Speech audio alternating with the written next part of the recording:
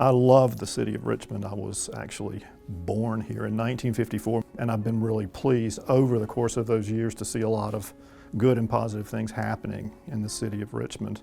But at the same time, at the very heart of our life together and the very heart of our community is a tremendous challenge in front of us, and that has to do with poverty. 25% of the folks in Richmond live in poverty. The percentage of our children that live in poverty approaches 40%. That cannot stand. That has to change.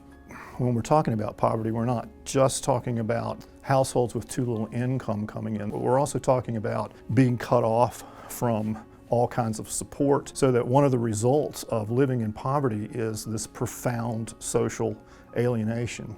And in Richmond, we really have two worlds. The Gilpin neighborhood, which is one of the more stressed areas in the city of Richmond, life expectancy is 63 years. 5 miles from there, also in the city of Richmond, in a neighborhood called Westover Hills, life expectancy is 83 years. You can see in that one snapshot the devastating consequences and the division that there is in our city. And that's what Circles RVA is addressing, because Circles RVA is bringing people together across geography, across separations of race, across socioeconomic status, all of those things, and bringing people together to form a community. In my experience, all people who get invested in Circles are transformed. Circles is a national initiative to build community to end poverty. Circles is different because we believe in the power of relationships.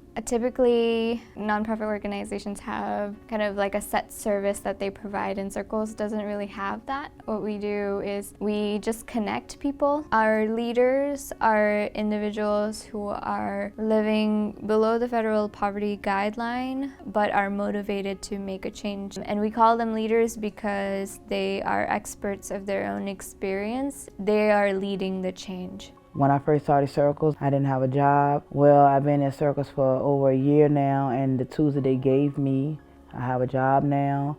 I'm in college. I got my credit score up. I have so many goals that I've accomplished. The allies that we have here are awesome. They don't mind helping, and that to me means they have a lot of value in me also. My goal was to actually own my own company, and I had the blessing of having a lawyer and an accountant to be my allies, and it's been like just a blessing. We meet, we talk. Since then, I'm now on the board for Circles, and for them to trust me to get my input in on that point has just been awesome.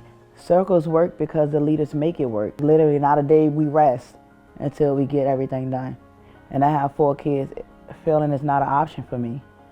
For me, it's wanting to see myself to the next level and wanting me to have more in my account. Make sure that I'm not just surviving, I'm actually living. To have that determination to understand how to get that self out of poverty, have a mindset that we can do better. You know, that's the main thing. You know, we can do better if we put our minds to it. Our allies are not mentors, they are just an intentional friend. It's been amazing with Fatima to see her resiliency and her determination to achieve her goals. And I think I've learned as much and gotten as much out of it as I hope Fatima has. I've always felt like there's this whole side of Richmond that I don't really know. I still don't know a lot about this city, but I know at least one person's experience. What her experience was growing up right here in this town is so different from my own, and yet she wants the same things for her kids as I want for mine. She's my friend. I really like her. I really admire her. I really admire what kind of mother she is. She's a caregiver, and she's been really strong for everyone else in her life. But now, over the course of the last year, even the way she talks about herself seems different. Talks more about her strengths than her weaknesses. And I see her using her strengths to help her move herself forward. And of course, that's for her family too. She's just like month after month making changes. Small ones, but they've added up to a lot. Circle leaders are working on bettering their own family's situation. And in doing so, they are modeling for their children steps that their children can take to move forward to a place of economic security.